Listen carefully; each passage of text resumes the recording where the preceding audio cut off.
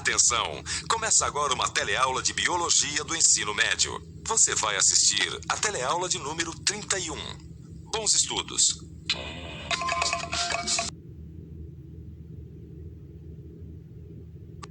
Os bois passam várias horas por dia mastigando. Engraçado. Ela não tá comendo nada. Por que será que as vacas mastigam sem tá comendo nada?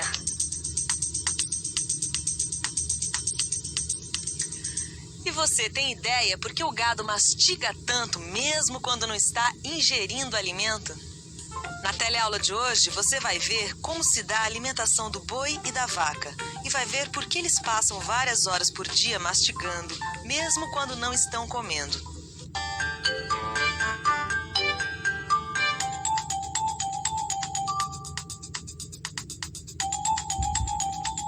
Será que o fato do gado mastigar sem parar tem a ver com o tipo de alimento que ele come? Mas afinal de contas, o que o gado come? Quem vai explicar isso pra gente é Luiz Antônio, que é veterinário. Por favor. A base da alimentação do gado são as folhas de vegetais, como essas daqui, ó. Certo, folhas de vegetais. Mas será que o gado não perde peso comendo só folhas de vegetais? É exatamente esse o tipo de alimento que a gente come quando está querendo emagrecer, porque as folhas de vegetais têm pouca quantidade de calorias. Agora, os criadores não vão querer que o gado perca peso.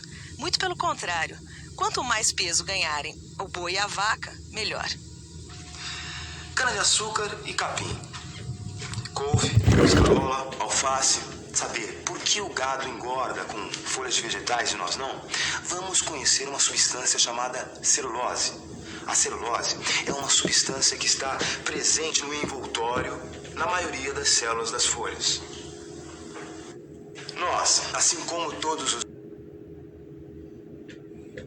substância que está presente no envoltório na maioria das células das folhas.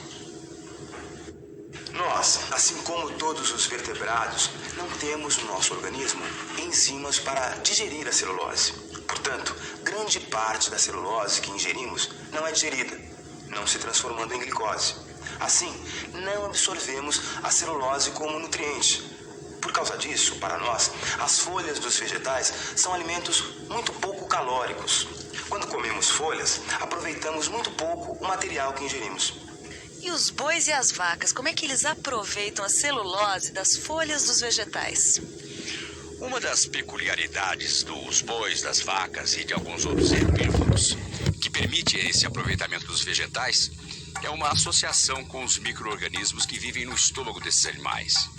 É que esses micro-organismos, ao contrário dos vertebrados, são capazes de produzir uma enzima que digere a celulose. Essa enzima é chamada de celulase.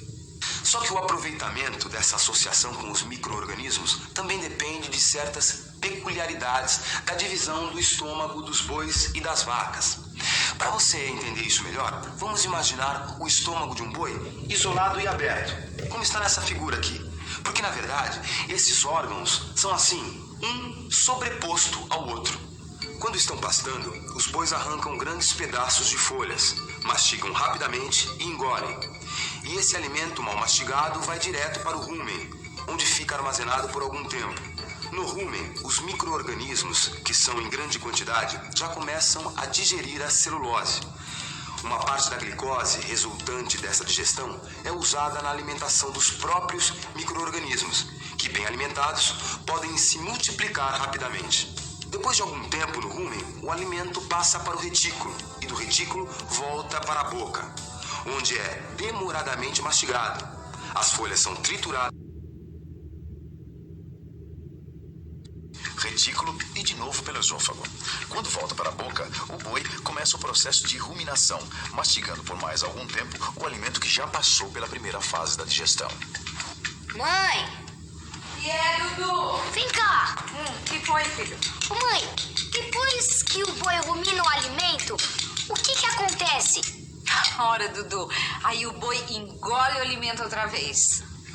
E o que acontece quando o boi engole o alimento pela segunda vez? O alimento volta para o rumen, onde fica por mais algumas horas.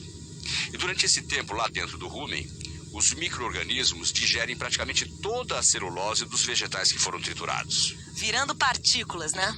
Exato.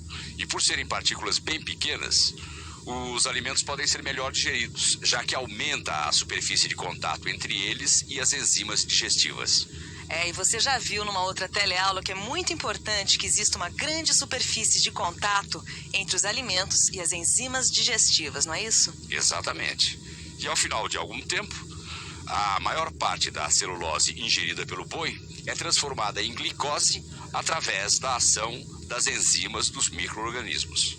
Parte dessa glicose é usada pelos próprios micro-organismos para o seu metabolismo e produzem ácidos orgânicos, que para eles são inúteis.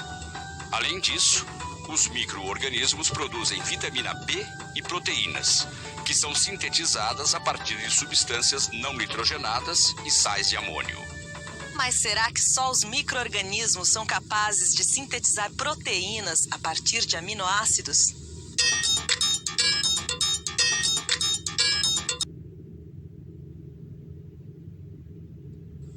Sabia que todos os indivíduos são capazes de sintetizar proteínas a partir de aminoácidos?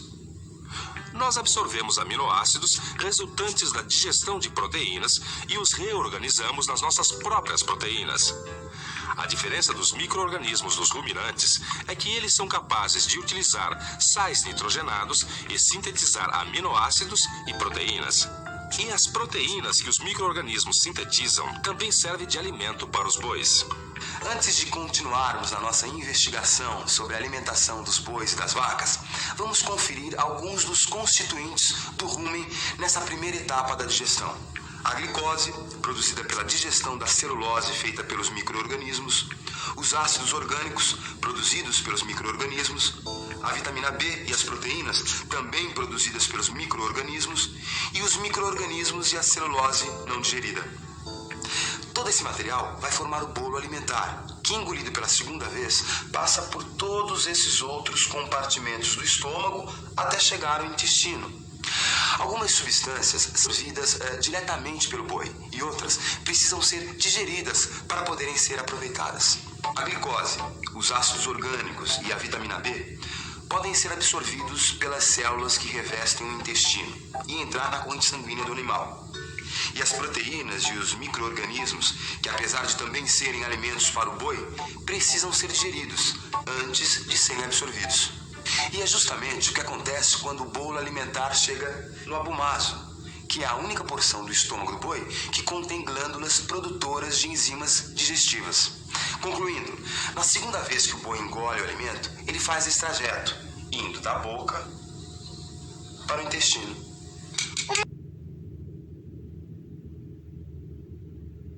Atenção, Dudu, eles acabaram de falar. É porque assim aumenta a superfície de contato entre o alimento e a enzima, tornando a digestão mais fácil. E essa história de rumen? Eles falaram que a comida fica um tempão no rumen. O rumen, Dudu, é uma parte do estômago do boi. Olha só na TV. Ficando bastante tempo no rumen, quase todo o alimento chega a ser digerido pelas enzimas dos micro-organismos. E é na segunda vez que o alimento chega ao rumen que a celulase pode atuar melhor, porque o alimento já está mais triturado. Agora, se caso o boi não pudesse contar com associação com os micro-organismos, que tipo de nutrientes ele deixaria de ter? Nesse caso, o boi não contaria com a glicose resultante da celulose que os micro-organismos digerem. E perderia também os ácidos orgânicos e a vitamina B que os micro-organismos produzem. Além disso, deixaria de contar com as proteínas, que são obtidas quando o boi digere os próprios micro-organismos. Não, peraí, agora complicou. Se o boi digere o micro-organismo, como pode existir micro-organismo vivo dentro do rumen?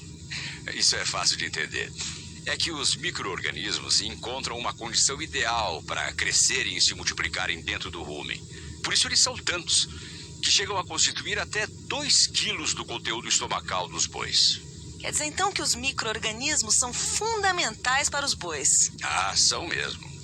Só para você ter uma ideia, os ácidos orgânicos produzidos pelos micro-organismos e absorvidos pelo boi são utilizados em reações que fornecem energia, representando 70% da energia que o boi necessita para viver.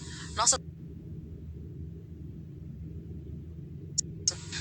Alguns criadores não sabem, Mas mesmo os que não sabem, acabam tirando proveito dessa associação com os micro-organismos.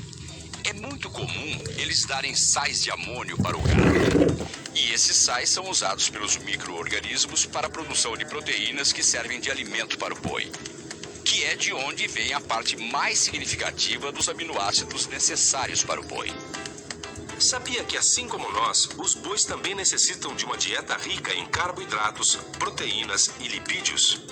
As proteínas são importantes especialmente quando o objetivo da criação é fornecer leite e carne. Depois de tudo que você acabou de ver, deve estar se perguntando se os outros animais que se alimentam de vegetais também têm associação com micro-organismos. Pois alguns têm. As cabras, os carneiros e camelos, por exemplo, têm a digestão muito parecida com a dos bois, pois também são ruminantes. Já os coelhos e cavalos, mesmo não sendo ruminantes, também têm associação com micro-organismos. Um outro exemplo são os cupins, que se alimentam exclusivamente de madeira, ou seja, de celulose. E é também por causa da associação com micro-organismos